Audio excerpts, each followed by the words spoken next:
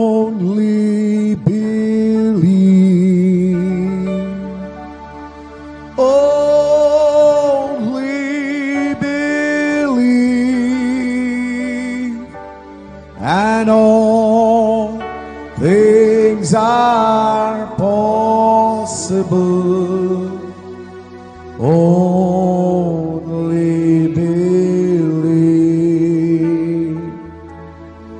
My Lord, I believe.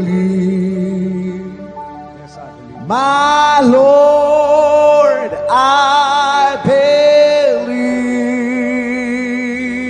Amen. that all things are possible. My Lord, I believe. And we all believe. My Jesus is here. My Jesus is here. And all things are possible. My Jesus is here. My Jesus is here. Thank you, Lord. My Jesus is here. And all things are possible. My Jesus is here. ఇర్మీయాకు సెలవిచ్చి తెలియజేసినట్టు యెరూషలేము పాడుగా ఉండవలసిన 70 సంవత్సరములు సంపూర్తి అగుచున్నవని గ్రంథముల వలన గ్రహించితిని. చాలండి, ప్రార్థన చేద్దాం. స్తోత్రములు ప్రభువా, మహిమ గల రాజా, మీకే స్తుతులు స్తోత్రాలు చెల్లించుకొనిచున్నాము. అయ్యా, ఇప్పటిదాకా నీ ప్రియబిడ్డల పాటల ద్వారా మేము స్తుతించారు. చప్పట్లు కొట్టుచు, వాయిద్యాలు వాయించు, కంఠస్వరాల ద్వారా నీకు మహిమలు తెచ్చారు ప్రభువా. సాక్ష్య భాగంలో మీరు మహిమ తెచ్చిన దేవుడు అయ్యా. అదే విధముగా దేవుడి సన్నిధికి తీసుకొచ్చిన అర్పణల్లోనూ మీరు మహిమ పొందారు ప్రభువా. అతి ప్రాముఖ్యమైన సమయంలోనికి ఇప్పుడు మేము వచ్చి ఉండగా ఈ గడియ వాక్యం ఇవ్వండి ప్రభువా. ప్రస్తుత కాలానికి సంబంధించిన వర్తమానం మీరు ఇవ్వండి ప్రభువా. మీరు మాట్లాడితే మేము బ్రతుకుతాము. నీ మాటలు నిత్య జీవపు మాటలై ఉన్నాయి. అవి ప్రభువా మరణంలో నుండి జీవంలోనికి దాటింపజేసేవై ఉన్నాయి. అందుకే ప్రభువా మేము నీ మాటలు వినడానికి ఇక్కడికి వచ్చి ఉండగా ప్రభువా మీరే మాతో మాట్లాడమని అడుగుచున్నాము. మా ప్రాణము, ఆత్మ, శరీరము నీకు సమర్పిస్తున్నాము ప్రభువా. సంపూర్ణంగా నీకు అర్పిస్తా ఉన్నాము ప్రభువా. మీరే మాతో ఈ గడియ వాక్యం ఇవ్వండి ప్రభువా. మా దేహ విమోచన కొరకు మాట్లాడండి ప్రభువా. అయ్యా, ఎత్తబడే విశ్వాసం మాకు ఇవ్వండి ప్రభువా. ఆ దానియేలు 70 వారాల్లో మేము ఎక్కడున్నామో, మా స్థానం ఏమై ఉన్నదో చూసుకునే కృప దయచేయండి. మీరే కొద్ది నిమిషాలు మాతో మాట్లాడి మహిమ, ఘనత, ప్రభావాలు పొందుకోమని నజరేయుడైన యేసుక్రీస్తు నామములో ప్రార్థన చేసి అడిగి వేడుకొనుచున్నాము. ఆమేన్. కూర్చుందాం.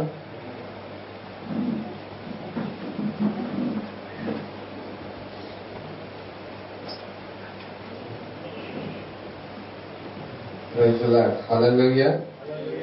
ఎంతమంది సంతోషంగా ఉన్నారు? దేవుడికి మహిమ కలుగును గాక. ఇది రికార్డు రావటం లేదు, ఎవరన్నా రికార్డ్ చేయండి.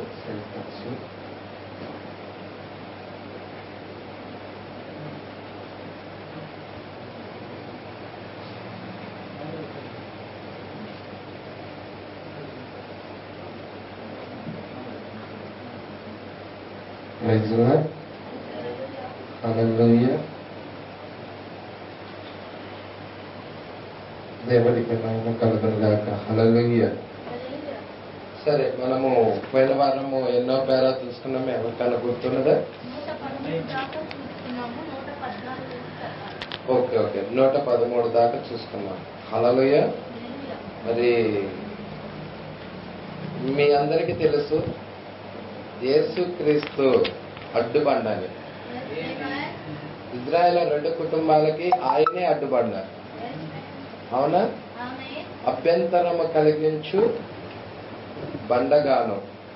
ప్రజల మీరు ఒకసారి ఆ లేఖనము చూడండి. యెషయా గ్రంథము 8వ అధ్యాయము 14వ వచనం. అయితే ఆయన ఇజ్రాయేల్ యొక్క 2 కుటుంబములకు తగులు రాయిగాను అభ్యంతరము కలిగించు బండగాను ఉండును. యెరూషలేము నివాసులకు బోనుగాను చిక్కు వలగాను ఉండును. అనేకులు వాటికి తగిలి కొట్రిల్లుచు పడి కాళ్ళు చేతులు విరిగి చిక్కబడి పట్టబడుదురు. ఈ ప్రమాణ వాక్యమును కట్టుము. ఈ బోధను ముద్రించి నా శిష్యులకు అప్పగించుము. చూడండి, ఇజ్రాయేల్ 2 కుటుంబాలకి ఆయనే తగులు రాయిగా ఉన్నాడు. ఆయనే అభ్యంతరము కలిగించు బండగా ఉన్నాడు. ఓ పాస్టర్ గారు, అది ఇజ్రాయేల్ యొక్క 2 కుటుంబాలు అంటే యూదులుగా పాస్టర్ గారు, మనకు కాదుగా అనుకోవాక, మనకు కూడా ఉన్నాడు ఆయన. మీరు పేతురు రాసిన పత్రిక వైపు తిరగాలని కోరుకుంటున్నాను. అన్య జనులకు కూడా ఆయన మరి దాని గురించి పేతురు ఏమని రాస్తున్నాడో ఇక్కడ చూడండి. పేతురు రాసిన మొదటి పత్రిక 2వ అధ్యాయము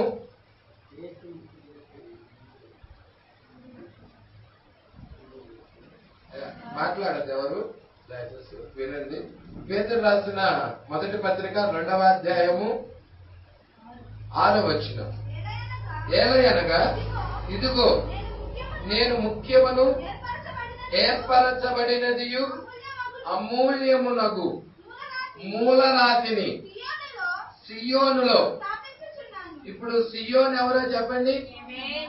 అన్య జనుల్లో ఉన్న వధువేనా? మనమేనా సియోను?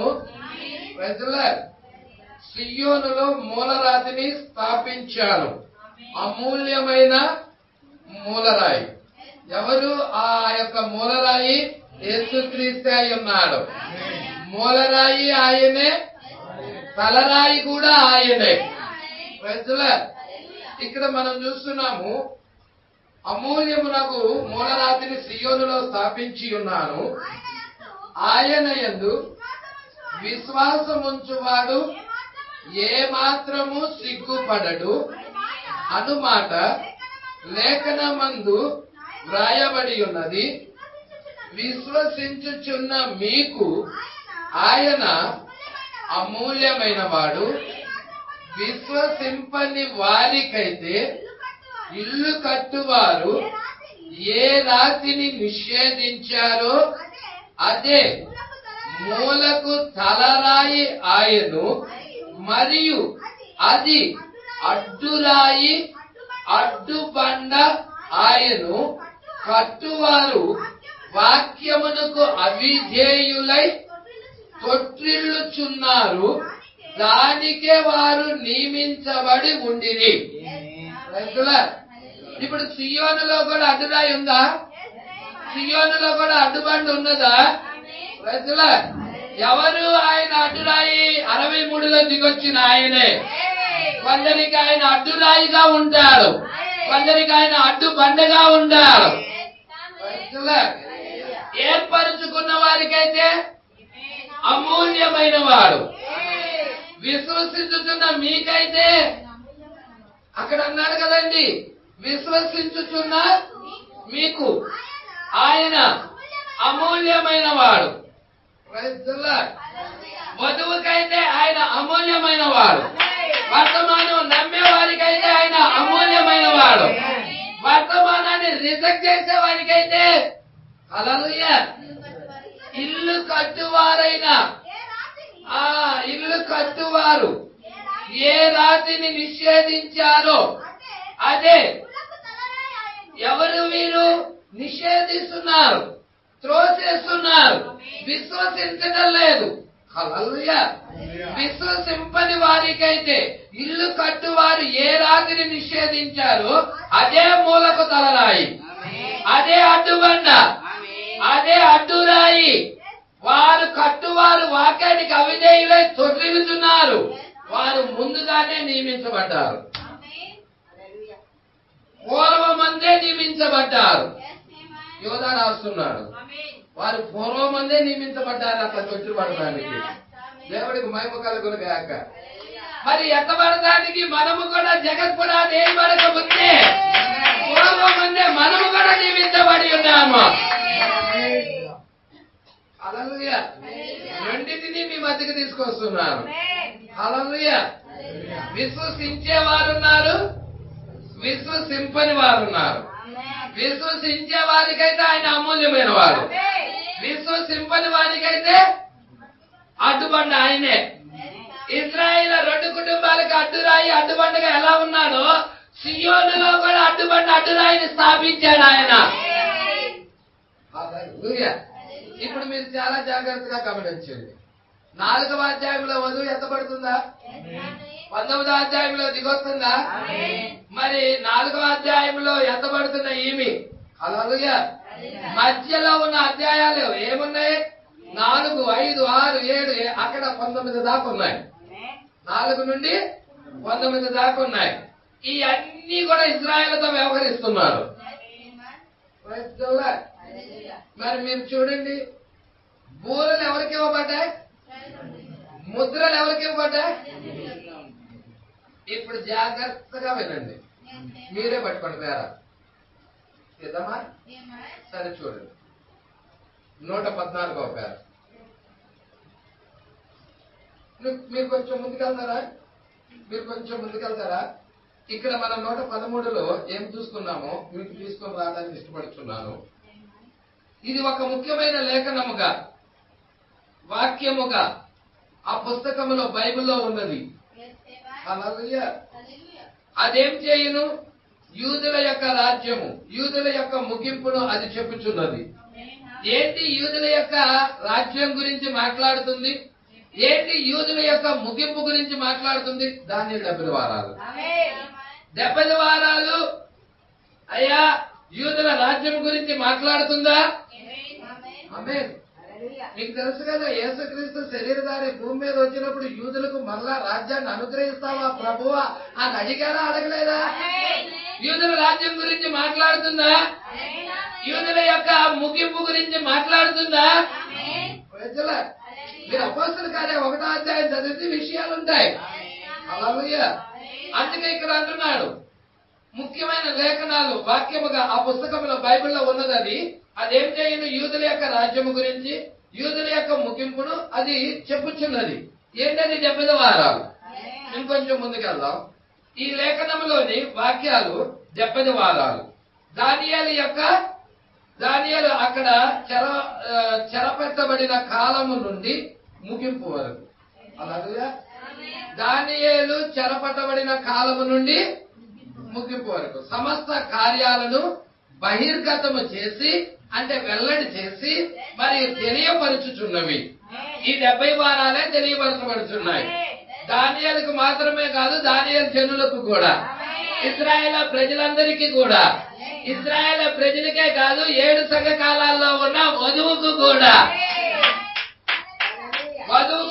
ఈ సంగతులు తెలియపరచబడుతున్నాయా? వధువు ఎక్కడున్నామో చూసుకుంటుందా? కొంచెం లోతైన విషయాలు మీరు జాగ్రత్తగా పట్టుకోవాలని ప్రభు పేరుతో కోరుచున్నాను. చూద్దాం. హల్లెలూయా. బహిర్గతము చేసి తెలియపరచుచున్నవి.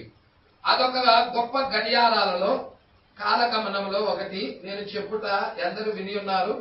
వారంలో ఇది ఏ రోజని మీరు తెలుసుకొనగోరితే ఎక్కడికి వెళ్ళాలి?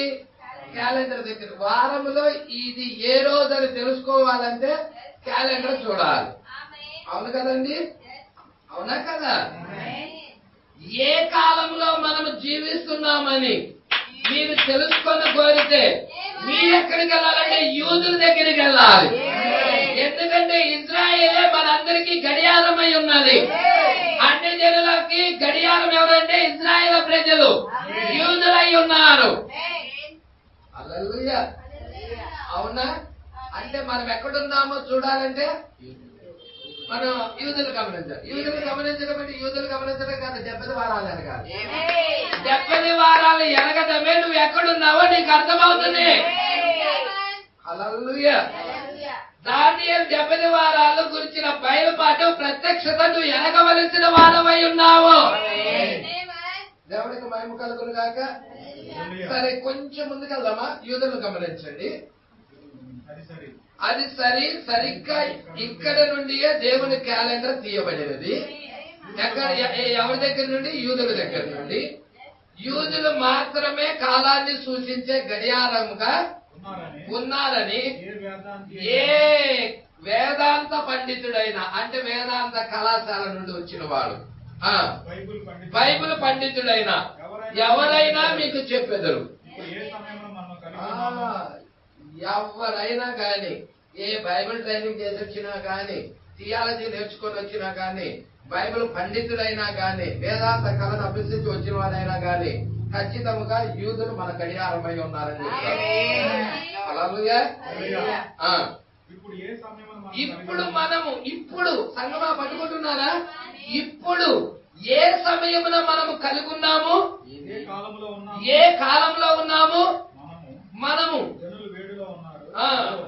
జనులు వేడిలో ఉన్నారు. ఓ నేను హల్లెలూయా. అంటే ఆ యొక్క ఎంత కిక్కిరిసిపోయి ఉన్నారండి జనులు. అక్కడ ఎంత వేడిలో కూడా వాక్యం వింటా ఉన్నారండి. ఆ వాక్యం కొరకు వాళ్ళ దాహము చూడండి. హల్లెలూయా. ఏంటిది? ఇది నీకు 100 రూపాయలు 1000 రూపాయలు ఇచ్చేది కాదు. ఇది నీ జీవితాన్ని మార్చేది. ఇది నీ నిత్య జీవం ఇచ్చేది. నీ శరీరాన్ని రూపాంతరపరిచేది, ఎంతవాటికి తీసుకెళ్లేది. ఇది 500 రూపాయలు ఇచ్చే యజమానుడి దగ్గరే ఎంతో నమ్మకంగా పనిచేస్తావయ్యా. చేయవా? మనం స్కూల్కి వెళ్ళినప్పుడు వాడు ఏం చెప్పినా గాని విని, ఏమన్నా గాని తలంచుకొని చేసి, అవునా? 500 రూపాయలు లేకపోతే 1000 రూపాయలు చేసే కదా, అంత ఇబ్బంది పడతా చేస్తే, మరి ఇది నిత్య జీవం ఇచ్చే మాటలు కలిగినవి. ఇది మన దేహ విమోచన అయి ఉన్నది, మన విడుదలై ఉన్నది, మన ఎన్నవాదై ఉన్నది. దీనికి ఇచ్చేంత సమయం కేటాయించాలి. దీని కొరకు మనం ఎంతగా పాటుపడాలి, ఎంతగా పాటుపడాలండి. హల్లెలూయా. ఎంత సమయం వెచ్చించాలండి దీని కొరకు. దేవుడికి మహిమ కలుగును గాక. 500 1000 రూపాయలకు ఉదయం నుంచి సాయంకాలం దాకా కష్టపడుతున్నాం కదా.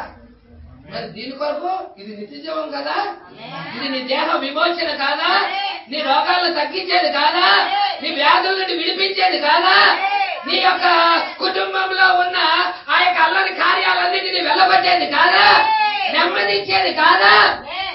పరిశుద్ధాత్మ బాప్తిస్మం. దేవుడు క్రీస్తుది. వాక్యం అంటే ఎవరు? యేసు క్రీస్తు అయి ఉన్నాడు. వాక్యం అంటే ఆయనేనండి. ఇది నీ ప్రణాళిక తెలియజెప్తుంది, నువ్వెవరో తెలియజెప్తుంది, నువ్వు ఎక్కడికి వెళ్తావో తెలియజెప్తుంది. దీన్ని నువ్వు ప్రేమిస్తున్నావు అనుకో, దీన్ని నువ్వు ప్రేమించినంత కాలము నిన్ను గురించి జాగ్రత్త తీసుకుంటుంది, నీ గురించి భద్రత తీసుకుంటుంది. నువ్వు ప్రయాణించేటప్పుడు కూడా నీ గురించి భద్రత తీసుకుంటుంది. ఏ అపాయము నీకు రానీయకుండా కాపాడుతా ఉంటుంది. ఏ తెగులు నీ గుడారాన్ని సమీపించకుండా నీ గుడారాన్ని సంరక్షిస్తా ఉంటుంది.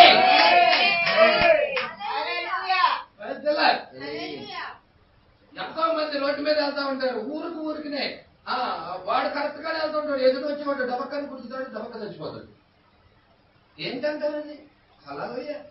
కానీ నిన్ను కాపాడుతున్నాడే, ఒక దూత నిన్ను రక్షిస్తున్నాడే, నీ రాకపోకల ప్రయాణాల్లో ఉన్నాడే, ఏ వ్యాధులు కూడా రానియకుండా నిన్ను కాపాడుతా భద్రత తీసుకుంటున్నాడే.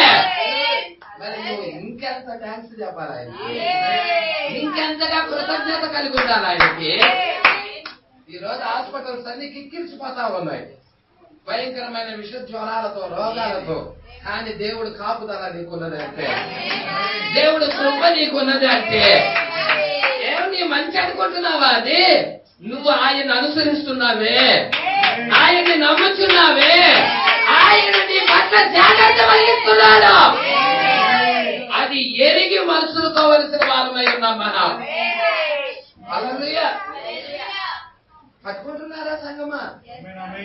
అయితే ఇక్కడ అంతా ఉన్నాడు, చాలా జాగ్రత్తగా పట్టుకోండి. ఇక్కడ చాలా జాగ్రత్త. ఇప్పుడు ఏ సమయం అందు మనం కలిగి ఉన్నాం, ఇది ఎరగాలి. ఇప్పుడు ఏ సమయంలో మనం ఉన్నామో ఎరగాలంటే నువ్వు ఎక్కడికి వెళ్ళాలి?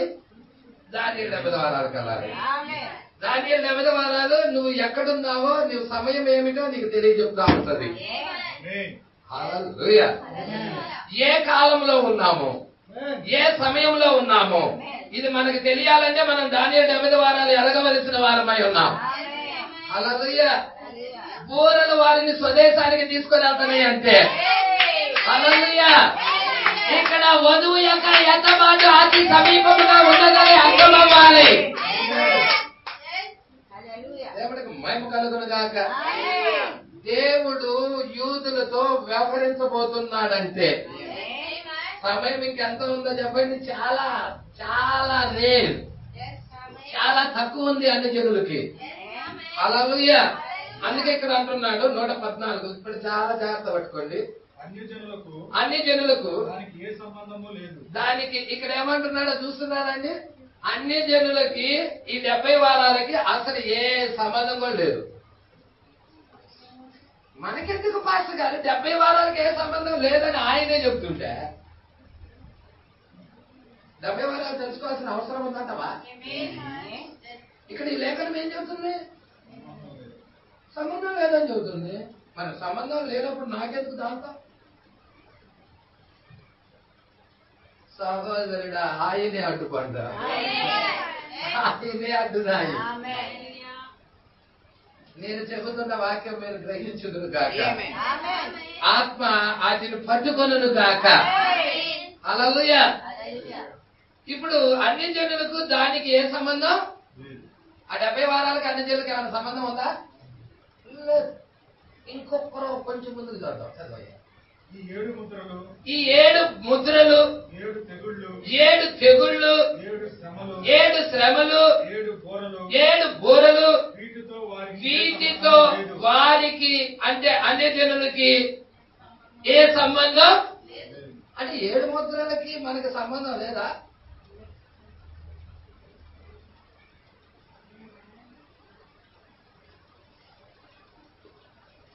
లేదా? మరి ఇక్కడ చెప్పాడుగా ప్రవక్త, చెప్పిందే చదివింది. నేను బ్రదర్ కూడా చదివాడు. మా భాష గారు తప్పు చదివా అర్థానికి. నేను ఇక్కడ నేను ఒక్కడే కాదు, బ్రదర్ అక్కడ చదువుతా ఉన్నాడు, నేను ఎక్స్ప్లెయిన్ చేస్తాను అంతే. ఇది ప్రవక్త చెప్పిన మాట. ఇది నువ్వు ఎరగాలంటే నీకు ప్రత్యక్షత కావాలి. ప్రత్యక్షత లేకుండా ఊరికినే ఈ గ్రంథం మీకు అర్థం కాదు. హల్లెలూయా. ఇప్పుడు 7 ముద్రలే కదా వధువుకి ఎత్తబడే విశ్వాసం ఇస్తున్నాయి. 7 ముద్రలోనే కదా 7 ఉరుములు ఉన్నాయి. మరి 7 ముద్రలు నీకు అవసరం లేదా? 7 ముద్రలు, 7 బూరలు, 7 పాత్రలు, 7 శ్రమలు, వీటితో వారికి ఏ సంబంధం లేదు. అన్యజనుల సంఘము, ఆ వధువు ఆ సమయంలో మహిమలో ఉండును.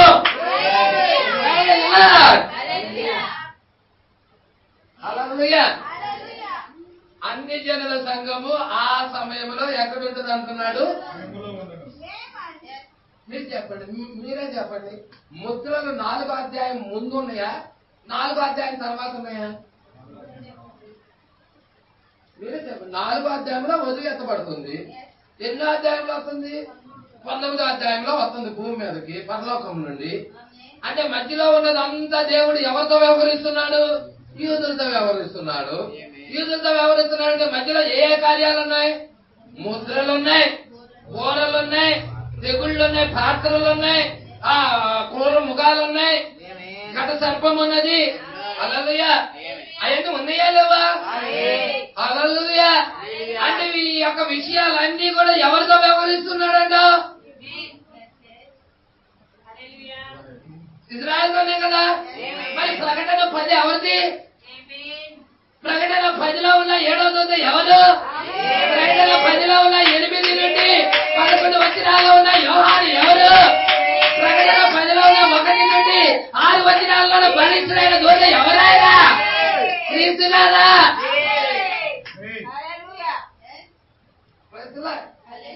అక్కడే కదా ముద్రలు ఇప్పబడింది. ముద్రలు ఇప్పే కదా ప్రకటన 10లో తీసుకొస్తుంది. విప్పబడిన పుస్తకాన్ని తీసుకొని వస్తున్నాడు కదా ప్రకటన 10లో. 6వ అధ్యాయంలో ముద్రలు ఇప్పబడతా ఉన్నాయి. హల్లెలూయా. 10వ అధ్యాయంలో తీసుకొని వస్తా ఉన్నాడు. కానీ అన్ని జీవులకి ఏ సంబంధం లేదంటున్నాడు.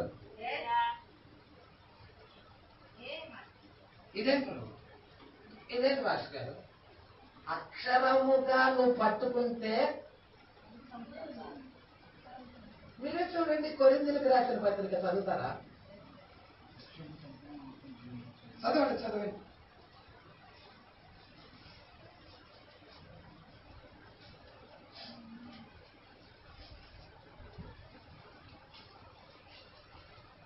రెండవ కొరింథీ 3వ అధ్యాయం 2వ వచనం నుండి. మన హృదయముల మీద వ్రాయబడి ఉండి మనుషులందరూ తెలుసుకొనుచు చదువుకొనుచున్న మా పత్రిక మీరే కాదా? రాతి పలక మీద గాని తీరాతో గాని రాయబడక మెత్తని హృదయములు అను పలక మీద జీవము గల దేవుని ఆత్మతో మా పరిచర్య మూలముగా వ్రాయబడిన క్రీస్తు పత్రిక ఉన్నారని మీరు చేతపరచబడుచున్నారు. క్రీస్తు ద్వారా దేవుని ఎడల మాకిది నమ్మకము కలదు. మా వలన ఏదైనా అయినట్లుగా ఆలోచించుటకు మా అంతటా మేమే సమర్థనము కాదు. మా సామర్థ్యము దేవుని వల్లనే కలిగి ఉన్నది. ఆయనే మమ్ములను కొత్త నిబంధనకు అనగా అక్షరముకు కాదు గాని ఆత్మకే పరిచారకులవుటకు మాకు సామర్థ్యము కలిగించి ఉన్నాడు. అక్షరము చంపును గాని గ్లోరీ. ఇప్పుడు నీకు కావలసిన పరిచర్య అక్షర పరిచర్య, ఆత్మ పరిచర్య. అపోస్తలుని ఏ విధముగా ఆయనే ఆత్మకు పరిచారకులుగా నియమించాడో అదే దేవుడు మనల్ని కూడా ఈ సత్యాలు గ్రహించులాగా, ఈ సత్యాలు చూచులాగా మనకు తెలిసినప్పుడు ఆ సంగతులు మనం అర్థం చేసుకుంటాము.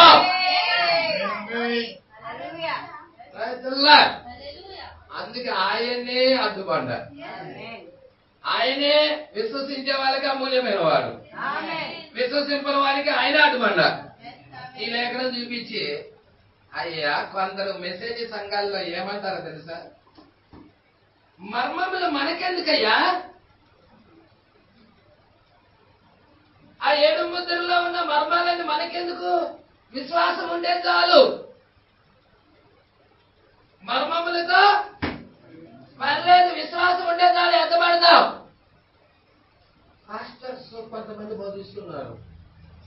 హల్లెలూయా. మరి 7 ముద్రల పుస్తకము పెళ్లి కుమార్తెకు అంకితం చేయబడిందని, 7 ముద్రల పుస్తకములోనే 7 ఉరుములు ఉన్నాయని, ఈ 7 ఉరుములే వధువుకి ఎత్తబడే విశ్వాసాన్ని కలిగిస్తున్నాయని ఎంతో స్పష్టంగా ప్రవక్త చెప్పాడు. అలాగే వధువు ప్రేమించేదే మర్మాలు.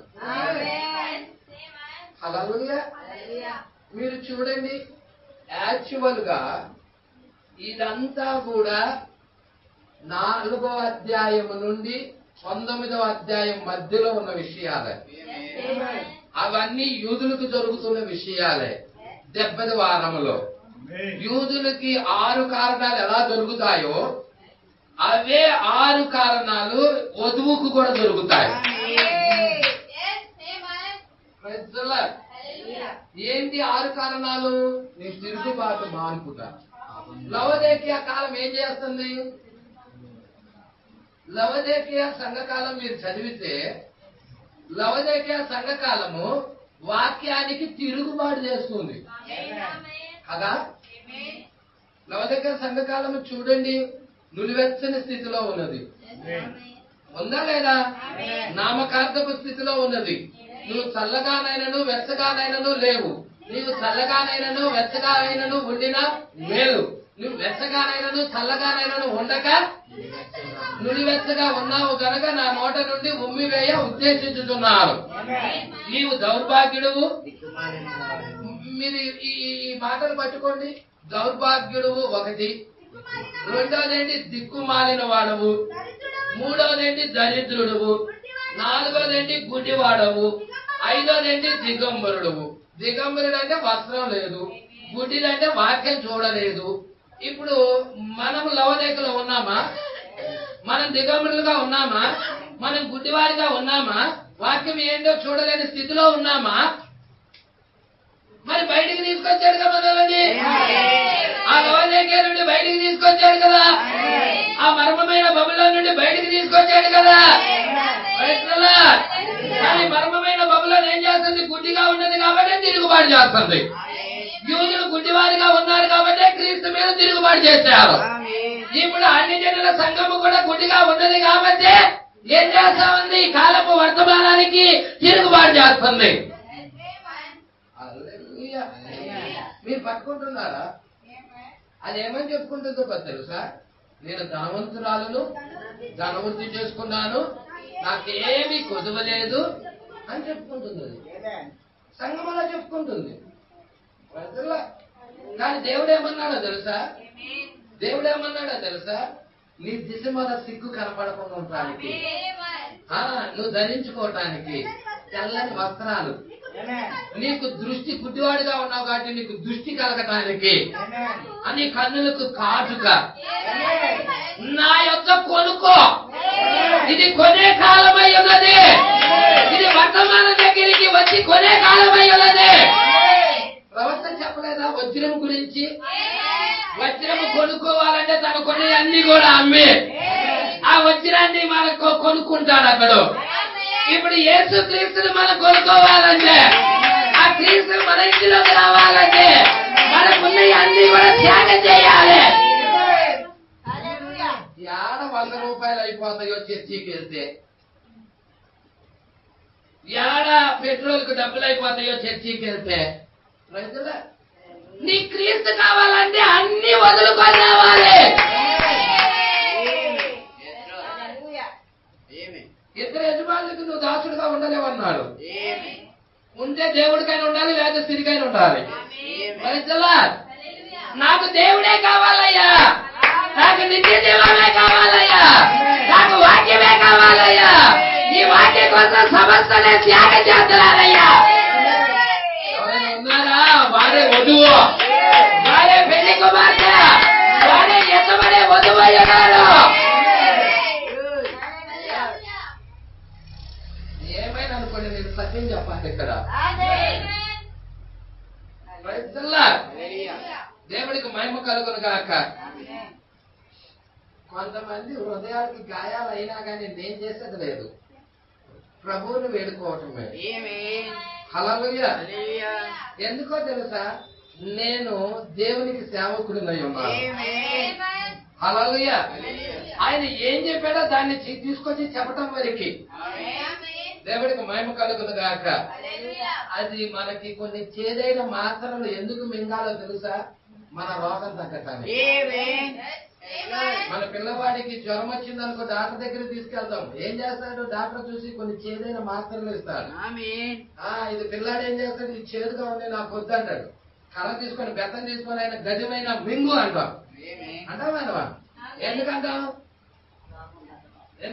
ఆ పిల్లాడు బాగవ్వాలని, ఆ పిల్లాడు జ్వరం నుంచి విడుదల పొందాలని. ఈ వాక్యం కూడా కొంత అలాగే ఉంటది. ఈ వాక్యం మనం జీర్ణించుకోవాలి, ఈ వర్తమానం మనం జీర్ణించుకోవాలి. ఇప్పుడు మీరు చూస్తున్నారా అండి 70 వారాలు? హల్లెలూయా. 7 ముద్రలు ఉన్నాయా 70 వారాల్లో? 7 పాత్రలు ఉన్నాయా? 7 బోనలు ఉన్నాయా? ఇక్కడ మీరు అన్ని యూదులకు చూపించిన ఇవన్నీ కూడా 70 వారాల్లో విషయాలే. హల్లెలూయా. దేవుడికి మహిమ కలుగును గాక.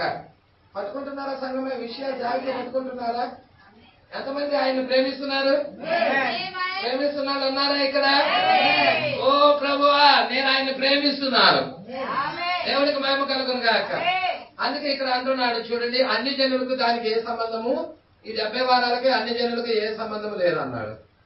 చాలా మంది 70 వారాలకి అన్ని జనులకి ఏ సంబంధం లేదనే దానికి 70 వారాల పుస్తకమే చదవడం మర్చిపోతున్నారు.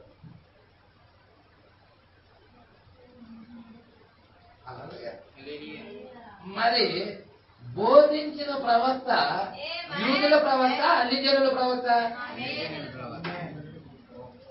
అన్ని జనులకు ప్రవక్తగా బోధించాలని 70 వారాలు కదా.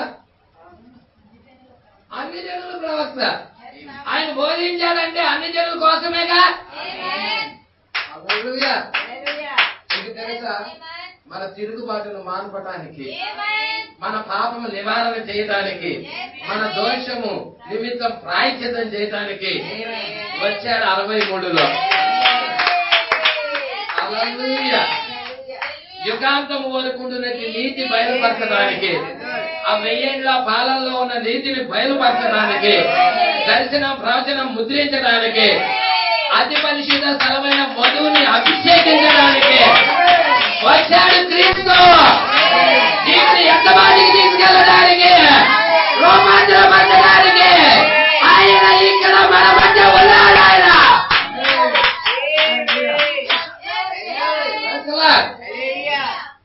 అందుకే అంటున్నాడు ఇక్కడ, అన్ని జనులకు దీనికి ఏ సంబంధం లేదు.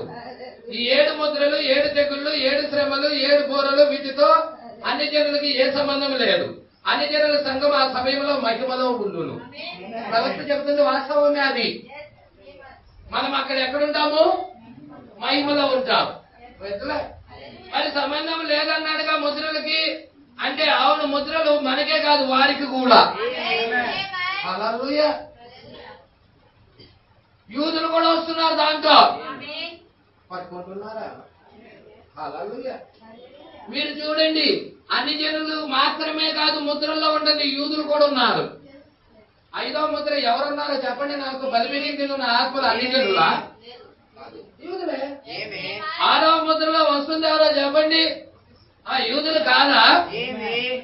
1,44,000 మంది యూదులు కాదా? బుర్రలో వాళ్ళు లేరా? ముద్రలో వాళ్ళు లేరా? ఉన్నారు వాళ్ళు. దేవుడికి మహిమ కలుగును గాక. పట్టుకుంటున్నారు ఈ విషయాలు, జాగ్రత్తగా పట్టుకోవాలని కోరుకుంటున్నాం. ఇప్పుడు యూదులు వారి స్వదేశంలో ఉన్నప్పుడు మాత్రమే వారితో దేవుడు వ్యవహరించుచున్న విషయములను మనం మరియు అది తెలియపరుచుతున్నది. యూదులు ఎప్పుడైతే వారి స్వదేశంలో ఉన్నారో దేవుడు వారితో వ్యవహరిస్తాడు. ఇప్పుడు వారి స్వదేశానికి వెళ్ళారా? యూదులు స్వదేశంలోనే ఉన్నారా? అయినా దేవుడు వారితో వ్యవహరించడం లేదు. అక్కడ ఇక్కడ వ్యవహరిస్తానన్నాడుగా. అవును అన్నాడు. మీరు చూడండి, నయోమి తిరిగి వాగ్దాన దేశానికి వెళ్ళినది, బెత్లెహేముకి వెళ్ళినది, నయోమితో పాటు రూతు కూడా వెళ్ళినది. అయితే బోయాజు ఎవరితో వ్యవహరిస్తున్నాడంటే రూతుతో వ్యవహరిస్తున్నాడు, నయోమితో కాదు వ్యవహరిస్తుంది. మీరు చూడండి, మొదటి అధ్యాయంలోనే బోరలు ఉన్నాయి. ఆడ రూతు గ్రంథం మొదటి అధ్యాయంలోనే బోరలు ఉన్నాయి. మొదటి అధ్యాయంలోనే బోరలు ఉన్నాయా పాస్టర్ గారు? అవును, రూతు గ్రంథం 1వ అధ్యాయం బోరలై ఉన్నాయి. నయోమి ఫ్యామిలీని పోగొట్టుకున్నది, భర్తను పోగొట్టుకున్నది, బిడ్డలను పోగొట్టుకున్నది. బోరలు ఇజ్రాయేల్ ప్రజల్ని 6,80,00,000 మంది చనిపోయారు. వారు తిరిగి ఆ స్త్రీ వేదనతో ఎక్కడికి వెళ్ళినది? స్వదేశానికి వెళ్ళిపోయినది. హల్లెలూయా. బోరలు ఆమెను ఎక్కడికి తీసుకొని వెళ్ళాయి? స్వదేశానికి తీసుకొని వెళ్ళాయి నయోమిని. నయోమితో పాటు రూతు కూడా వెళ్తా ఉన్నది. ఈ బోరల్లోనే రూతు కూడా వెళ్తా ఉన్నది. ఇప్పుడు ఈ రూతు ఎవరో కాదు, అన్ని జనుల సంఘం అయి ఉన్నది. అన్ని జనుల సంఘం కూడా వెళ్తా ఉన్నది నయోమితో పాటు. వారు స్వదేశానికి వెళితే, హల్లెలూయా, వారు యూదులందరూ యెరూషలేముకి వెళ్తే, మనము ఎక్కడికి వస్తున్నామయ్యా అంటే మనము వాక్యం దగ్గరికి వస్తా ఉన్నాము. ఎందుకో తెలుసా? నయోమి, రూతు, బోయాజు వీళ్ళందరూ కలిసి 1000 పాలనలో ఉండాలి. పట్టుకుంటున్నారా? ఇప్పుడు మనము అన్ని జనుల సంఘము, ఇశ్రాయేలు సంఘము, యేసుక్రీస్తు అందరూ కూడా 1000 పాలనలో ఉండబోతున్నారు. హల్లెలూయా. అదే గుడారాల పండగ. దేవుడికి మహిమ కలుగును గాక. మీరు చూడండి, గుడారాల పండగకి బోర్ల పండగకి మధ్యలో ఒక పండుగ ఉంది. అదే ప్రాయశ్చిత్త పండగ. ఎప్పుడు వాళ్ళకి ప్రాయశ్చిత్తం జరిగిందో తెలుసా? ఎప్పుడు వారికి ప్రాయశ్చిత్తం జరిగింది? యూదులకు ఎప్పుడు ప్రాయశ్చిత్తం జరిగింది? హల్లెలూయా. ఎప్పుడు యూదులకి ప్రాయశ్చిత్త పండుగ జరిగిద్దంటే మీరు చూస్తే వధువు వెళ్ళిపోవాలి. అంటే మీరు చూడండి, ప్రాయశ్చిత్త పండగకి బోర్ల పండగకి మధ్యలో ఎత్తబాటు ఉన్నది. ప్రాయశ్చిత్తం అంటే యూదుల దగ్గరికి యేసుక్రీస్తు వచ్చి తను తాను బయలుపరుచుకోవటం. యేసేపు తన అన్నలకి, తన ఇశ్రాయేలు ప్రజలకి, తన రక్త సంబంధికులకి తను తాను బయలుపరుచుకోవటం. ఎప్పుడైతే ఆ కార్యము జరిగిందో ఎమ్మటే వారికి ఏం జరుగుతుంది? వారి భక్తిహీనత తీసేయబడుతుంది, వారి తిరుగుబాటు తీసేయబడుతుంది, వారి యొక్క పాపము నివారణ అవుతా ఉన్నది. ఈ రోజు అదే దేవుడు మనకి బయలుపరుచుకుంటున్నాడు. మన భక్తిహీనత కూడా తీసేయబడుతుందా? మన పాపము కూడా నివారణ అవుతుందా? మన దోషము కూడా తీసేయబడుతుందా? అంటే యూదులకి ఏం జరుగుతుందో మనకు జరుగుతుందా? అందుకే 70 వారాలు మనకు అవసరమేనా? 70 వారాల ప్రణాళిక మనకు అవసరమేనా? సంగమా పట్టుకుంటున్నారు ఈ విషయాలు? హల్లెలూయా. అందుకే ఇక్కడ అంటున్నాడు, ఇప్పుడు యూదులు వారి స్వదేశంలో ఉన్నప్పుడు మాత్రమే దేవుడు వారితో వ్యవహరించున్న విషయాలు మనము అది తెలియపరచబడుతున్నది. హల్లెలూయా. అక్కడే నేను అనుకొనిచున్నాను, సరైన భాగమున ఆ సారమును నేను గైకొంచున్నాను. దానియేలు కాలంలో ఇజ్రాయేలు అక్కడ ఉండిన సమయము నుండి వారు అనుమతించుచు మరియు ఒక గొప్ప రాతగాడు వస్తున్నాడు. ఎలా అనగా అతడు వెంబడించు వారు కొందరు అక్కడ ఉన్నారు. నాకు తెలుసు, ఆ గొప్ప వ్రాతగాడిని వెంబడించేవారు కొంతమంది ఉన్నారు. నాకు తెలియను. అయితే ఏమంటున్నాడు? దాన్ని నేను చెప్పను. అయితే అందువలననే ఈ యొక్క తప్పైన కార్యాలు వారు కలిగి ఉన్నారు. ఎవరు ఈ గొప్ప రాతగాడు? ఎవరు ఈ గొప్ప రాతగాడిని వెంబడిస్తున్న గుంపు జనులు? ప్రవక్త పట్టుకున్నాడు. పక్షరాజు కదా, పట్టుకోవాలా వద్దా? తప్పుడైన కార్యాలన్నీ పట్టుకోవాలి. ప్రవక్త పరిచర్య సమస్తాన్ని చక్కబెట్టే పరిచర్య. ఏలియా వచ్చి సమస్తాలను చక్కబెట్టే మాట నిజమే. మరి ఇక్కడ చాలా తప్పుడు బోధలు ఉన్నాయి. తప్పుడు బోధలు సరిచేస్తున్నాడు. ఇక్కడ మీరు చూడండి, 70 వారాలని ప్రవక్త ఎలాగా మరి ఆ యొక్క అన్యజనుల సంఘానికి గొప్ప గొప్ప బోధకులు ఏ విధంగా బోధించారో వారి బోధలు ఎట్లా తప్పైనయో ప్రవక్త వివరిస్తున్నాడు. హల్లెలూయా. ఇక్కడ మీరు జాగ్రత్తగా పట్టుకోవాలి. 116వ పేర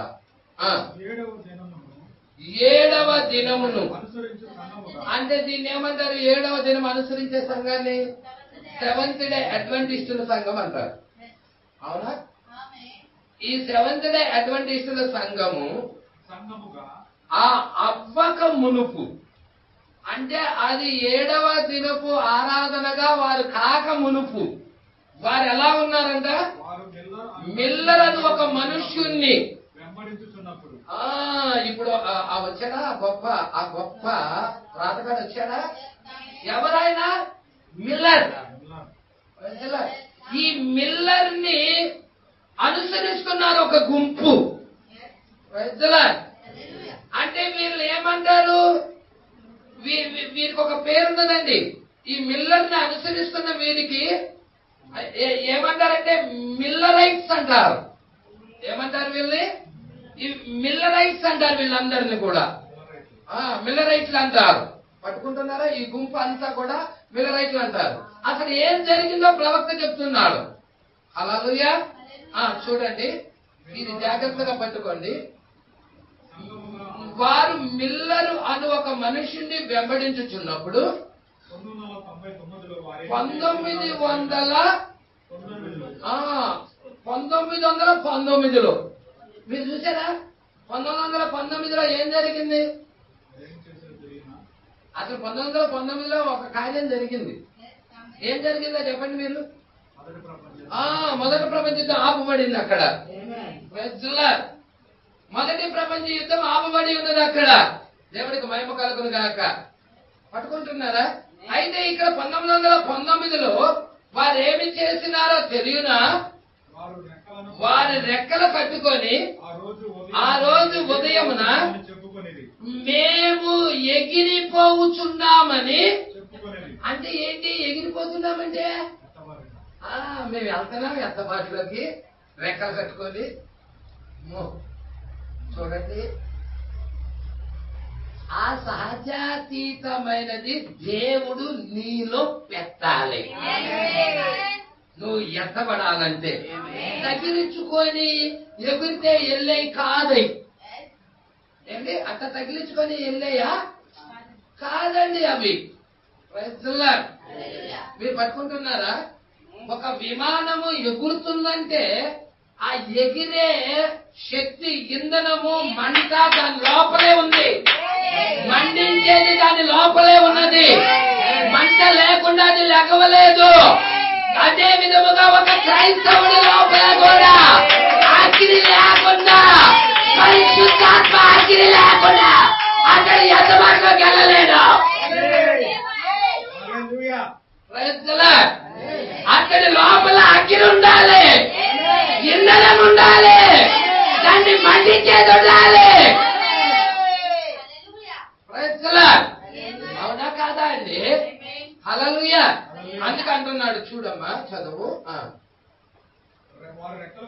వారి రెక్కలు కట్టుకొని ఆ రోజు ఉదయము మేము ఎగిరిపోవచ్చున్నామని చెప్పుకొనిది. దాన్ని మీరు ఆల్రెడీ ఒక పత్రిక కూడా వచ్చేసేసింది. హల్లెలూయా. ఆ పత్రిక ఇప్పుడు ఈనాడు, ఆంధ్రజ్యోతి అట్లా ఉన్నాయి కదండి. వార్త పత్రికలు ఉన్నాయా? సాక్షి, ఇలా పత్రికలు ఉన్నాయా? అట్లాగే ఈ పత్రిక పేరేంటి? కురియర్. కురియర్ అనే వార్తా పత్రికలో చూసి ఉందురు. మిల్లర్ ని అనుసరించే గుంపు మిల్లరైట్లు దానియేలు 70 వారాల గురించి బోధించుదురు. చూసారా? అంటే వీళ్ళు ఏం చేస్తున్నారంటే యూదులకి అన్యజనులకి 70 వారాలు లింక్ కడుతున్నారు. యూదులకి అన్యజనులకి 70 వారాలు లింక్ కడుతున్నారు. ప్రవక్త ఏమన్నాడు? అన్యజనులకి ఈ 70 వారాలతో సంబంధమే లేదన్నాడు. ప్రవక్త చెప్పేది ప్రతిది కూడా సత్యమేనండి. హల్లెలూయా. ఈ 70 వారాలకి అన్యజనులకి ఎటువంటి సంబంధం లేదన్నాడు.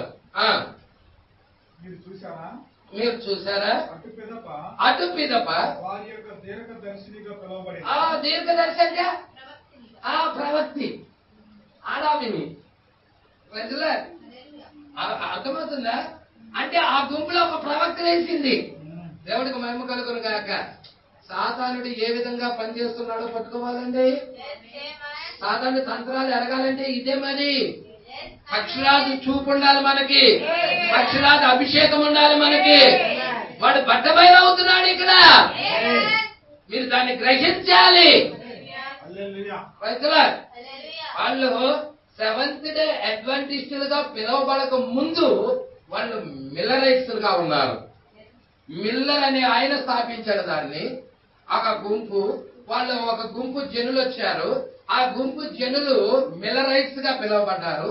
1919లోనే ఎత్తబాటు రెక్కలు కట్టుకొని మేము వెళుతున్నాము, ఎత్తబాటు సమయం అదేనని వాళ్ళు చెప్పారు. కానీ 1919లో ఎత్తబాటు జరగలేదు. ఇంకా నువ్వు చూస్తే అసలు 7 ముద్రలు బయలుపడే రాలేదు. అప్పుడు గ్రంథమే తెరవబడలేదు. ఇంకా బలిష్ఠుడైన దూత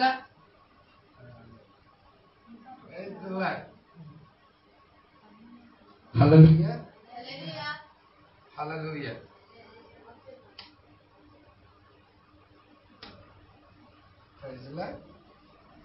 ప్రైజ్ లార్డ్ హల్లెలూయా. బలిష్ఠుడైన దూత ఇంకా అప్పటికే వచ్చాడా అండి? రాలే. బలిష్ఠుడైన దూత రావాలంటే ఎప్పుడు వస్తాడయ్యా అంటే 2వ అయ్యోకి 3వ అయ్యోకి మధ్యలో వస్తాడు. 2వ శ్రమ 3వ శ్రమ మధ్యలో వస్తాడు. అంటే 2వ శ్రమ గతించెను, అటు తర్వాత 3వ శ్రమ వచ్చను అన్నాడు. చూసారా? అక్కడ వస్తాడు. 2వ శ్రమ ఏంటి? 2వ ప్రపంచ యుద్ధం. 2వ ప్రపంచ యుద్ధం అయిన తర్వాత అప్పుడు 3వ శ్రమ వచ్చే ముందుగా వస్తాడు. హల్లెలూయా. సరే, ఇక్కడ మనం చూద్దాం కొంచెం. వీళ్ళు ఒక దీర్ఘదర్శినిగా పిలువబడిన ఈమె పేరు కూడా ఉంది. చూసారండి? ఇప్పుడు వీళ్ళు ఆల్ రైట్ మిల్లరైట్స్ గా వాళ్ళు పిలువబడ్డారు. హల్లెలూయా. మిల్లరైట్స్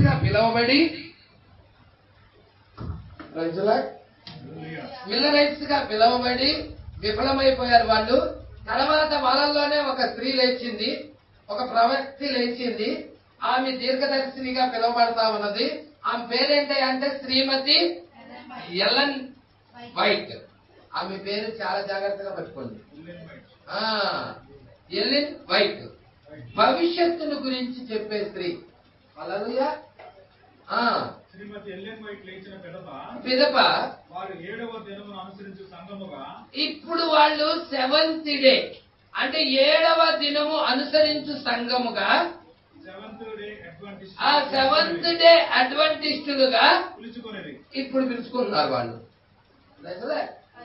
అంతకు ముందు వాళ్ళు ఎలా ఉన్నారు? మిల్లరైట్స్ గా ఉన్నారు. ఆ తర్వాత వాళ్ళు 7th డే అడ్వెంటిస్టులుగా అయ్యారు.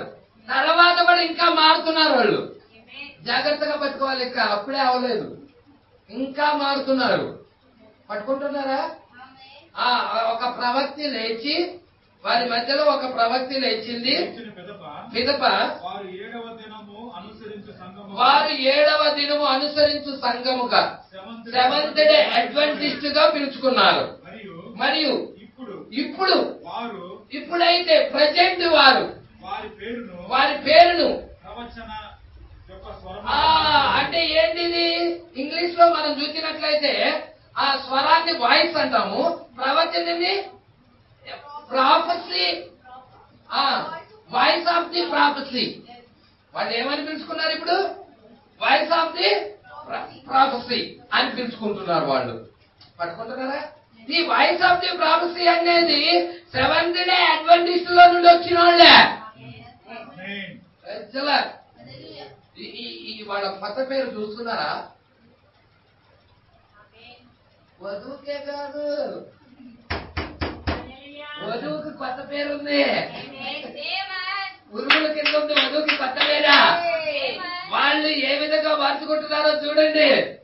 7th డే అడ్వెంటిస్టులుగా పిలువబడుతున్న వీరు, హల్లెలూయా, దాని మూలానికి వెళ్ళాడు.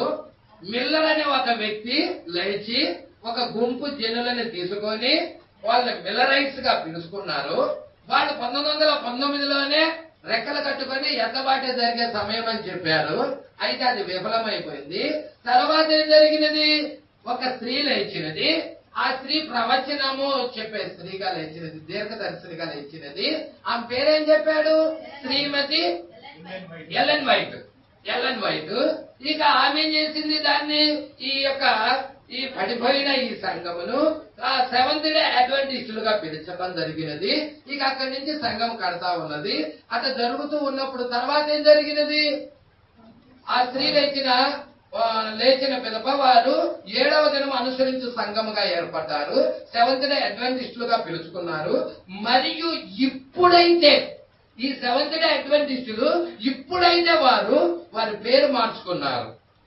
వారి పేరు ఏం మార్చుకున్నారో తెలుసా? వారు ప్రవచనము యొక్క స్వరముగా, ప్రవచనము యొక్క స్వరముగా, ప్రాఫెసీ ఆఫ్ వాయిస్, అలాగే ప్రవచనం యొక్క స్వరముగా మార్చుకునేది. చూసారా? అదే మత మార్గ పద్ధతికి వేరు వేరు పేర్లు, విభిన్న పేర్లు. అలాగే కానీ వీటన్నిటి వెనకాల పనిచేస్తుంది దయ్యమే. అపవాది యొక్క తంత్రాలను పట్టుకోవాలి. హల్లెలూయా. ఇప్పుడు వారు తప్పై ఉన్నారు. ప్రవక్త ఏమంటున్నారు చెప్తున్నారు చూస్తున్నారా? ఇప్పుడు వారు తప్పై ఉన్నారు. ఏలయనగా వారు 70 వారాలు యూదులకు మరియు అన్య జనులకు ఇరువురికి, యూదులకి మరియు అన్య జనులకి ఇద్దరికి 70 వారాలు వర్తింపజేస్తున్నారు. దేవుడికి మహిమ కలుగును గాక. హల్లెలూయా. అందుకే ప్రవక్త ముందే ఏం చెప్పాడు? 70 వారాలతో ఈమెకి అన్ని జనులకు ఏ సంబంధము లేదు. ఎందుకని లేదంటున్నాడు? ఈమె ఇక్కడ ఉండంగా యూదులతో ఆయన వ్యవహరించుడు. 70వ వారంలో ఆఖరి వారం స్టార్ట్ కాదు. ఈమె వెళ్ళిపోయిన తర్వాతే ఆఖరి వారం స్టార్ట్ అయ్యేది. ఈమె ఇక్కడ ఉండంగా స్టార్ట్ అవదు. పట్టుకుంటున్నారా? ఈ విషయాలు జాగ్రత్తగా పట్టుకుంటున్నారా? ప్రవక్త చెబుతున్న విధానం మీరు గ్రహించాలి. హల్లెలూయా. ఇరువురికి దాన్ని ప్రయోగించాలని ప్రయత్నిస్తున్నారు. మరియు ఆయన ఇక్కడ చెప్పుచున్నాడు, ఇది అక్కడ ఏమన్నాడండి? ఆ గాబ్రియల్ దూత వచ్చి దానియేలు దగ్గరికి వచ్చి ఏం చెప్పాడు? ఈ 70 వారాలు అనేవి నీ జనమునకు పరిశుద్ధ పట్టణానికి, నీ యొక్క జనమునకు. యూదులైన జనులు అన్ని జనులైతే అన్ని జనులు దానియేలు యొక్క జనుల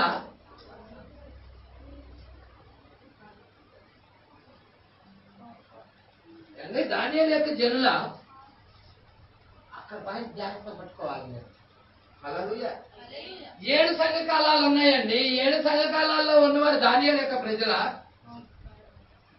పౌలు ప్రజలు ఉన్నారు, ఐరేనస్ ప్రజలు ఉన్నారు, మార్టిన్ ప్రజలు ఉన్నారు, కొలంబా ప్రజలు ఉన్నారు, లూథర్ ప్రజలు ఉన్నారు, వెస్లీ ప్రజలు ఉన్నారు, విలియం మ్యారీ బ్రనహం ప్రజలు ఉన్నారు.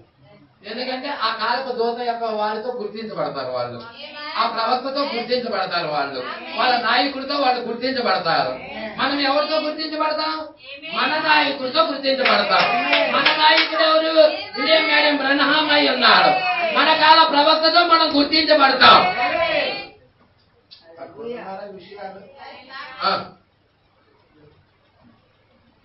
ఏమంటున్నాడో చూడండి ఇక్కడ.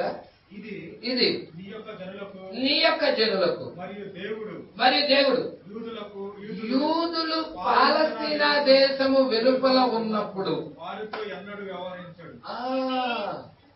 యూదులు పాలస్తీనా దేశానికి అంటే వాగ్దాన దేశానికి బయట ఉన్నప్పుడు దేవుడు వారితో ఎన్నడూ వ్యవహరించరు. అబ్రహాము చూడు బయటికి వెళ్ళాడు, వ్యవహరించారా దేవుడు? కరువు వచ్చిందని బయటికి వెళ్ళాడు కదండి. అబ్రహాము ఆదికాండం చదవలేదా? ఆ వాగ్దాన దేశాన్ని వదిలొచ్చి కరువు వచ్చిందని వెళ్ళిపోయాడా? ఐగుప్తుకి వెళ్ళిపోయాడా? ఇక్కడ చూద్దాం.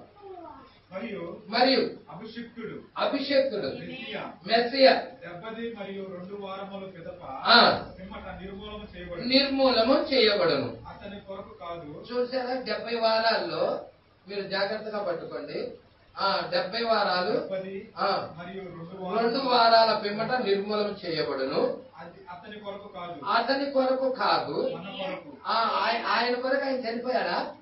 మన కొరకే చనిపోయాడు. నిర్మూలన చేయబడును. ఇజ్రాయేలు చెదరగొట్టబడి ఈ చివరి కొన్ని సంవత్సరాలను తప్పనిచ్చి వారి సొంత దేశమునకు వారు ఎప్పుడు తిరిగి రాలేదు. కావున చూసారా అండి, అంటే ఇది ఎప్పుడు చెప్తున్నాడు? 1961లో. వాళ్ళు ఎప్పుడు ఇజ్రాయేల్ ప్రజలు తిరిగి వచ్చారు? స్వదేశానికి వచ్చారు 1948. అంటే ఎన్ని బోర్లు అయిపోయిన తర్వాత వచ్చారు వాళ్ళు? 2 బోర్లు అయిన తర్వాత, అంటే 2 శ్రమలు అయిన తర్వాత వాళ్ళు స్వదేశానికి వచ్చారు. అవునా? ఏమంటున్నాడు ఇక్కడ? ఇజ్రాయేలు చెదరగొట్టబడి ఈ చివరి కొన్ని సంవత్సరాలు తప్పనిచ్చి, అంటే చివరి కొన్ని సంవత్సరాలు తప్పనిచ్చి వారు స్వదేశానికి వారు ఎప్పుడైనా తిరిగి రాలేదు. కావున సంఘకాలాలకు అక్కడ సమయం అనేది లెక్కించబడలేదు.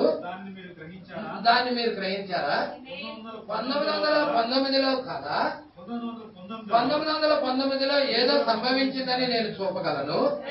అయితే ఆ దూత, 3వ దూత యొక్క వర్తమానము పలికినప్పుడు మరియు చూసారండి, అక్కడ ఏ వర్తమానం వెళ్ళింది అంటున్నాడు? మీరు చూడండి, 1919 అంటే 1906లోనే పక్షిరాజు యొక్క అభిషేకం వచ్చిందా? 1906లోనే పక్షిరాజు అభిషేకం వచ్చిందా?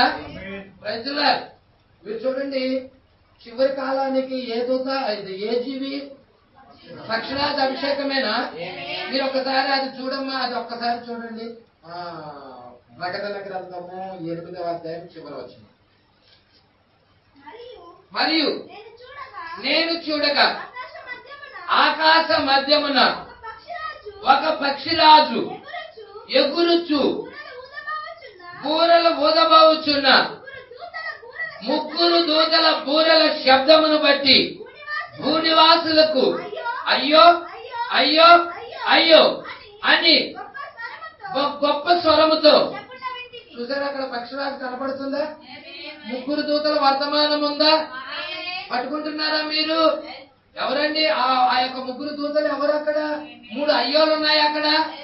మొదటి అయ్యో మొదటి ప్రపంచ యుద్ధమేనా? రెండవ అయ్యో రెండవ ప్రపంచ యుద్ధమేనా? మూడవ అయ్యో మూడవ ప్రపంచ యుద్ధమేనా? అయితే ఇవి పక్షిరాజు కాలంలో జరిగే అయ్యి ఉన్నాయి. రైతులా, పక్షిరాజు కాలంలో 3వ దూత వర్తమానం బయలువెళ్తుందా? మీరు ఈ విషయాలన్నీ జాగ్రత్తగా పట్టుకోవాలి. అందుకే ఇక్కడ అంటున్నాడు చూడండి, 3వ దూత యొక్క వర్తమానం పలికినప్పుడు మరియు ఆ శ్రమ బయలువెళ్ళను సరిగ్గా. అయితే అది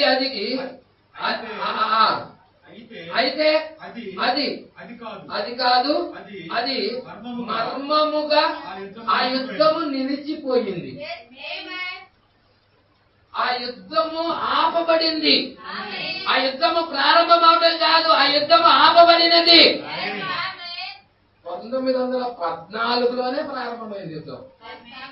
1918కి అది ఆపబడుతుంది. అలాగే ఇక్కడ చూడండి, 1919 ఇక్కడ అంటున్నాడు ఆ యుద్ధము నిలిచిపోయాను.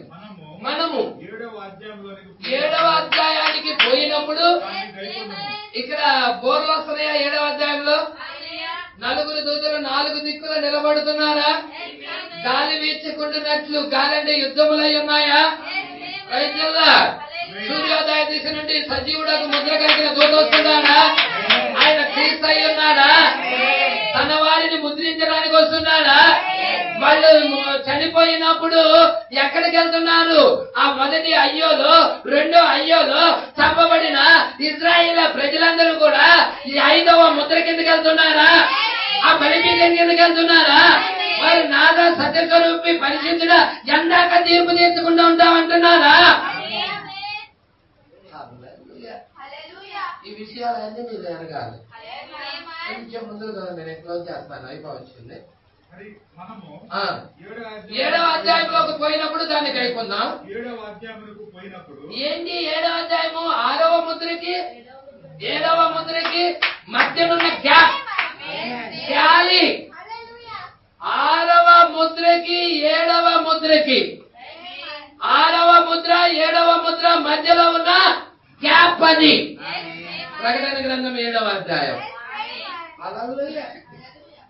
5వ ముద్రకి 6వ ముద్రకి కూడా మధ్యలో గ్యాప్ ఉందా? 6వ ముద్రకి 7వ ముద్రకి మధ్యలో గ్యాప్ ఉందా? ఈ గ్యాప్ లో మీరు ఎరుగుదురు గాక, వధువు గ్రహించును గాక.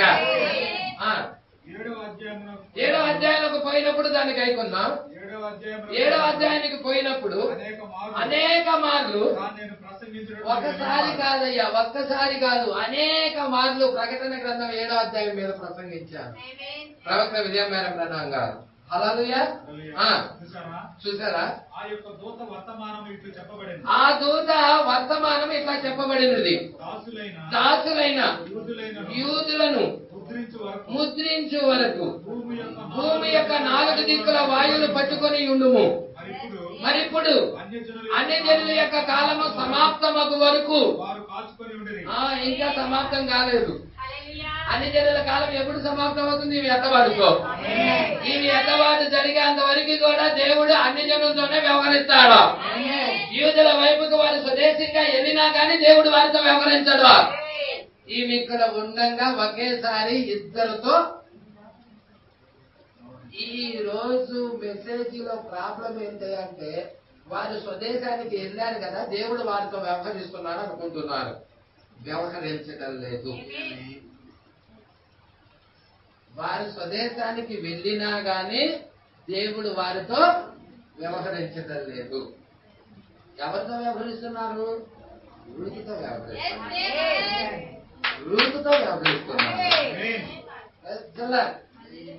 రూతుతో వ్యవహరిస్తున్నారు. రూతు మరి బోయాజు రూతుకి వివాహము జరిగినప్పుడు హల్లెలూయా ఓబేదుని తీసుకొస్తాడు. ఆ ఓబేదు నయోమికి పోషకుడుగా ఉంటారు. అంటే ఇప్పుడు రూతు బోయాజుల యొక్క వివాహ సమయం. ఏంటది? మీరు చూడండి, మీరు ఈ విషయాలు జాగ్రత్తగా పట్టుకోవాలి. చాలా మంది ఏమనుకుంటున్నారంటే, బాప్తిజం తీసుకోం కదా, అంటే మెసేజ్ లో బాప్తిజం తీసుకోం కదా, యేసుక్రీస్తు నామములో బాప్తిజం తీసుకోం కదా, మాకు వివాహం అయిపోయింది అనుకుంటున్నారు. హల్లెలూయా. ఐగుప్తు నుండి ఇశ్రాయేలు ప్రజలు బయలుదేరి వచ్చేటప్పుడు ఎర్ర సముద్రంలో బాప్తిజం తీసుకున్నారు. తీసుకోలేదా? ఎర్ర సముద్రంలో బాప్తిజం తీసుకోగలనే వాళ్ళు వాగ్దాన దేశానికి వెళ్ళినట్టేనా?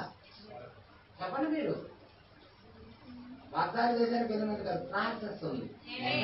హల్లెలూయా. మీరు చాలా జాగ్రత్తగా పట్టుకోండి. రూతు 4 అధ్యాయాలతో ఉంటది. రూతు పుస్తకము 4 అధ్యాయాలతో ఉంటది. మీరు ఈ పుస్తకం గురించి తెలుసుకోవాలంటే బంధువుడకు విమోచకుడు వర్తమానం చదవండి. బంధువుడకు విమోచకుడు వర్తమానం చదివితే ఇవన్నీ మీకు బయటకు వస్తాయి. 1 రూతు నిర్ణయం ఉంటది.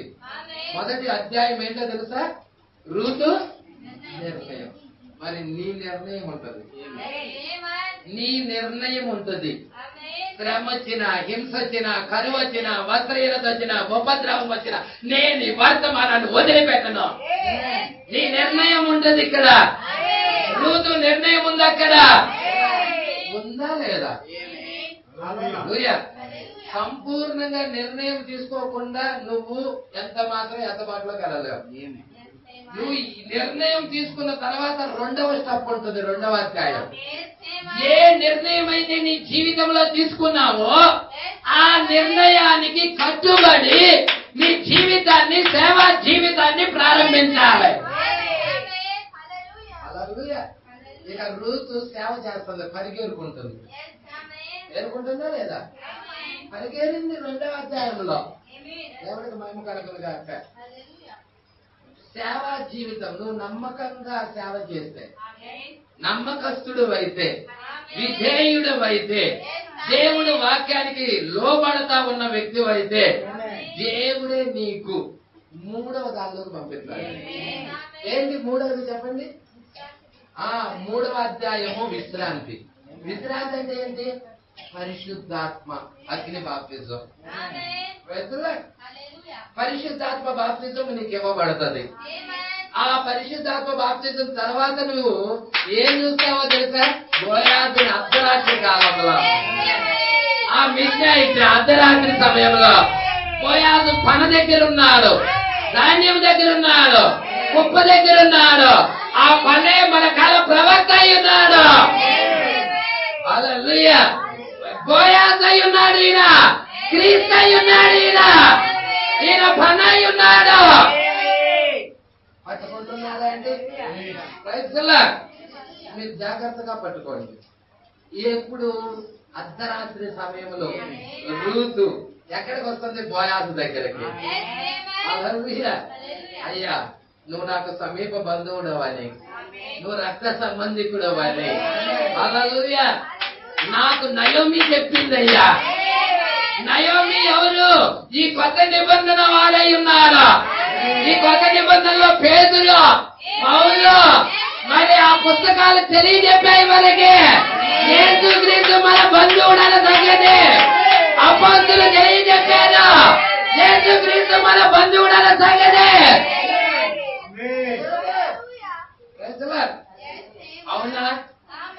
అయ్యా, నువ్వు సమీప బంధువుడు అని నాకు నయోమి చెప్పి ఉన్నది. ఆ పుస్తకాలు తెలియజెప్పి ఉన్నాయి, ఆయా గ్రంథాలు తెలియజెప్పి ఉన్నాయి, ఆ పత్రికలు తెలియజెప్పి ఉన్నాయి.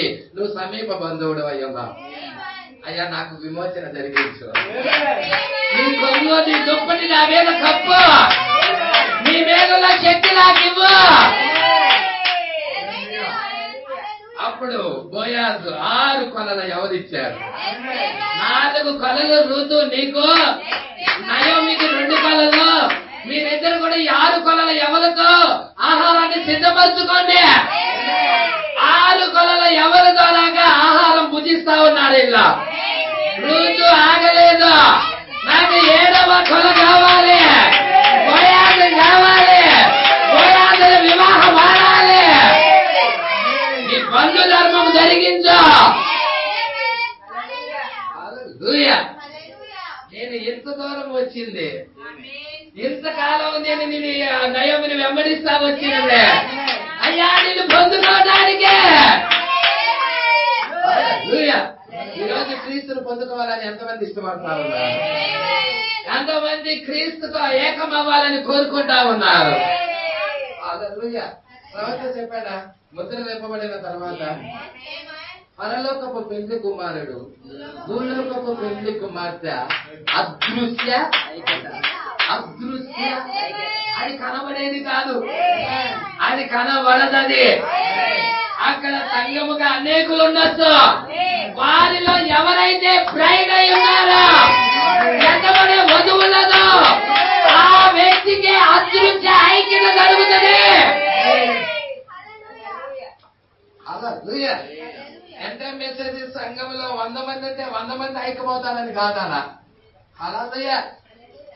ఆ విత్తనము ఎవరిలో ఉందో, ఆ అగ్ని బాప్తిజం ఎవరిలో పొందుకుంటున్నారో వారై ఉన్నారు. 4వది బహుమానం. వారి పొందుకుందా? ఋతు పొందుకుందా?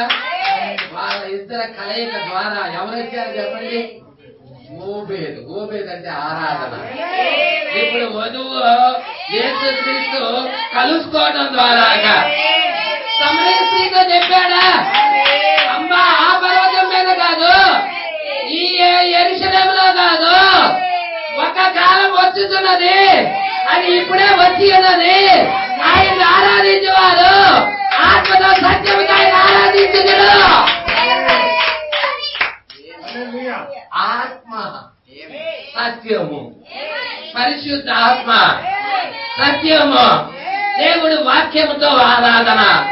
ఆ ఆరాధన ఎప్పుడైతే ఓబేదుని తీసుకొచ్చినది, ఇప్పుడు ఓబేదు తీసుకొచ్చినప్పుడు బోనలకి ఆ యొక్క గుడారాలకి మధ్యలో ప్రాయశ్చిత్త పండుగ ఉంది.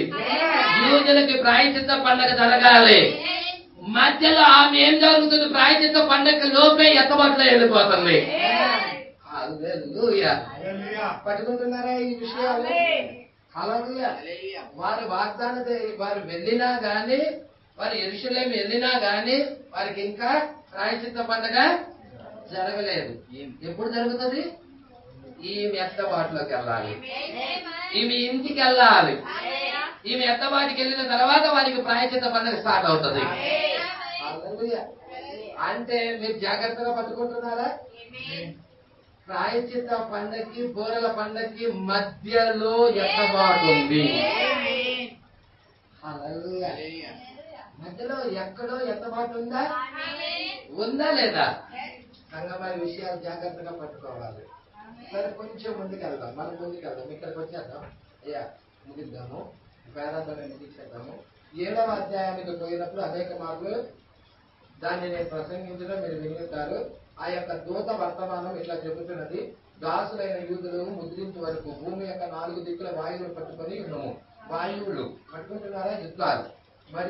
మరప్పుడు అన్య జనుల యొక్క కాలము సమాప్తమకు వరకు వారు కాచుకొని ఉండేది.